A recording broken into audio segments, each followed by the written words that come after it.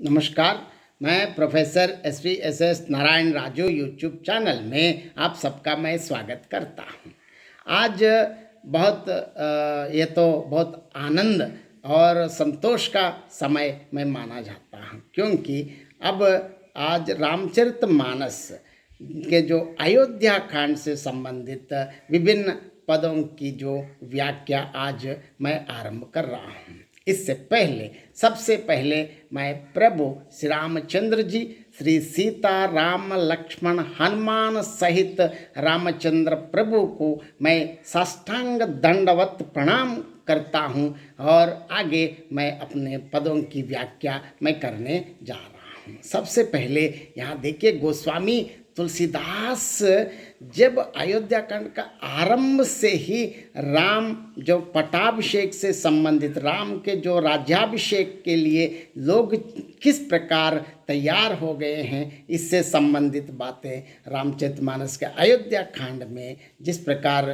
गोस्वामी तुलसीदास ने आरंभ किया, सबसे पहले हम पद पढ़ के पद के साथ साथ अर्थ की भी जानकारी के बारे में हम आगे देखेंगे। जब ते राम ब्याहि घर आये, नित नव मंगल मोद बदाये, भुवन चार दस भूधर बारी, सुकृत मेघ बरसहि सुख बारी, रिद्धि सिद्धि संपत्ति नदी सुहाई, उमगी अवध अम्बुदि कहु आई, मणिगणपुर नर नारी सुजाति, सुचि अमोल सुंदर सब भांति, कहि न जाई कछु नगर विभूति, जन एति निव बिरंच कर तूती, सब विधि सब पुर लोग सुखारी, रामचंद्र मुख चंद निहारी, मुदित मात सब सखी सहेली, फलित बिलोक की मनोरथ बेली, राम रूप गुणशील सुभावु, प्रमुदित होई देख सुनि राहु, सब के उर अभिलाषु, अस कहि मनाई महेशु, आप अचत जुबराज पद रामहि देव नरेशु। देखिए, यहाँ जैसे राम विवाह करके सीता सहित और प्रभु श्री रामचंद्र जी सीता जी से विवाह के बाद अब चारों भाइयों अपनी जो पत्नियों के साथ अयोध्या पहुंचने के बाद क्या हो रहा है हम देखेंगे। जब ते राम ब्याहि घर आये, नित नव मंगल मोद बदाये, भुवन चार दस भूधर भारी, सुकृत मेघ बरसहि सुख बारी। देखिए, जैसे जब से प्रभु श्री रामचंद्र जी विवाह करके घर आए हैं, मतलब अयोध्या वापस आए, तभी से अयोध्या में नित्य प्रतिदिन मतलब हर दिन नए नए मंगल होने लगे और आनंद के बधावे बजने लगे। 14 लोक रूपी बड़े बड़े भारी पर्वतों पर पुण्य रूपी मेघ सुख रूपी जल की वर्षा करने लगे। खुद श्रीमन नारायण सीता सहित मतलब श्रीमन नारायण श्री लक्ष्मी नारायण समेत जब अयोध्या वापस आए तो वहाँ सुखों के लिए क्या कमी रहती है। रिद्धि सिद्धि संपत्ति नदी सुहाई, उमगी अवध अम्बुदि कहु आई, मणिगणपुर नर नारी सुजाति, सुचि अमोल सुंदर सब भांति। देखिए, रिद्धि सिद्धि और संपत्त रूपी सुहावनी नदियां उमड़ उमड़ कर अयोध्या रूपी महासागर में आकर मिल गई हैं। मतलब अयोध्या में अब धन ऐश्वर्य की कमी नहीं रही। साक्षात श्री महालक्ष्मी ही खुद आए तो वहाँ संपत्ति की क्या कमी है। नगर के कुलीन स्त्री पुरुष ही मणियों के समूह हैं, जो सब तरह पवित्र अमूल्य और सुंदर है। देखिए, कहि न जाई कछु नगर विभूति, जन एति निव बिरंच कर तूती, सब विधि सब पुरलोक सुखारी, रामचंद्र मुख चंद निहारी। देखिए, नगर की विभूति का वर्णन किए नहीं बनता है, क्योंकि इतने नगर बिल्कुल ऐसे बिल्कुल चमक रहे हैं। ऐसा जान पड़ता है मानो ब्रह्मा जी की कारीगरी बस इतनी ही है। अयोध्या के सभी नागरिक श्री रामचंद्र जी के मुखचंद्र को देखकर सभी प्रकार से सुखी हैं, क्योंकि इसके पीछे पहले विश्वामित्र जी के साथ विद्यार्जन के लिए गए हैं, कुछ दिन श्री रामचंद्र प्रभु जी से अलग हो गए हैं। अब प्रभु से फिर मिलकर सारे नगरवासी, क्योंकि प्रभु श्री रामचंद्र जी के मुखचंद्र को देखकर सभी प्रकार से सुखी हैं, क्योंकि उनके दर्शन से ही सारे दुख चले जाते हैं। मुदित मात सब सखी सहेली, फलित बिलोक मनोरथ भेली, राम रूप गुणशील स्वभावु, प्रमोदित होई देख सुनि रावु।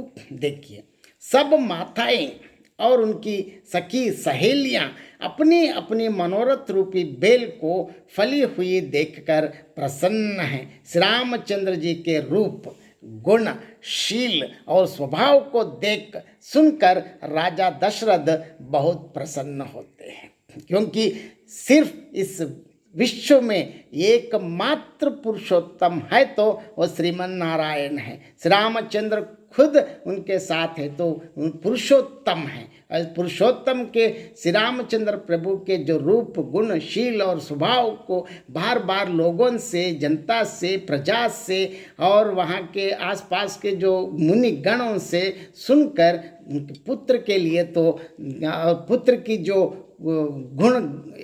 गुणों को सुनकर किसी भी पिताजी को तो आनंद ही आता है, दशरथ के लिए और क्या नहीं आता। क्योंकि यहाँ एक बात मैं बार बार प्रभु श्री रामचंद्र जी को राम कहने से भी दशरथ पुत्र कहने से बहुत प्रसन्न हो जाते हैं, क्योंकि पिताजी का नाम वो सुन के साथ वो जोड़कर देखना चाहते हैं। और ऐसे पिताजी तो धन्य है, यहाँ जनक और दशरथ बहुत धन्य हैं।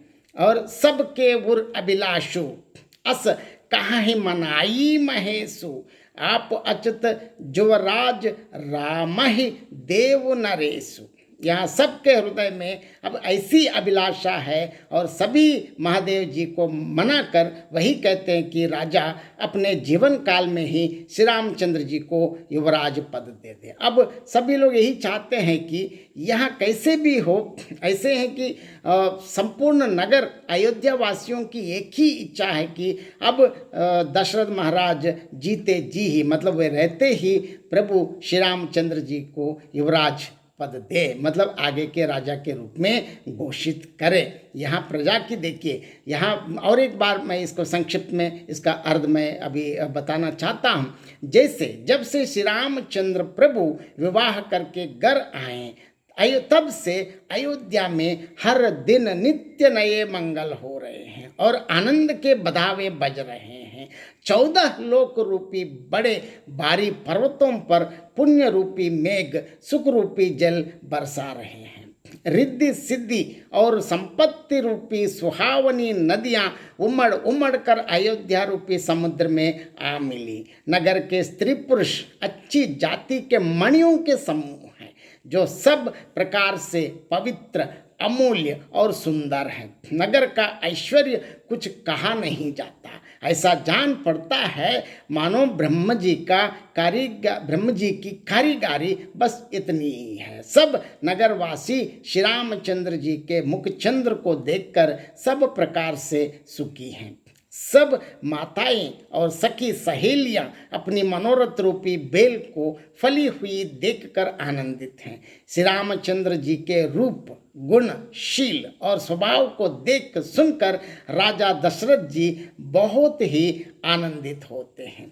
सबके हृदय में ऐसी अभिलाषा है और सब महादेव जी को मानकर प्रार्थना करते हैं, क्योंकि शंकर से भगवान महादेव शंकर जी और पार्वती से ये वंदना करके उसे प्रार्थना करते हैं कि सब लोग यही चाहते हैं कि उसकी मिन्नत ये है कि उसकी इच्छा और आशा आकांक्षा यही है कि राजा मतलब दशरथ महाराज जीते जी श्री रामचंद्र जी को युवराज पद दे दें। यही अयोध्या वासियों की जो आशा है, आकांक्षा है। और इस प्रकार गोस्वामी तुलसीदास जी ने अयोध्या में जिस प्रकार एक एक घटना आगे बढ़ रहे हैं, इनको बहुत अत्यंत मनोयोग के साथ, क्योंकि तो इसको तुलसी ऐसी जो रामचरितमानस हम सबको दिया है, इससे लोग पढ़कर या सुनकर बिल्कुल अपने जीवन मुक्ति पा सकते हैं। बहुत बहुत धन्यवाद।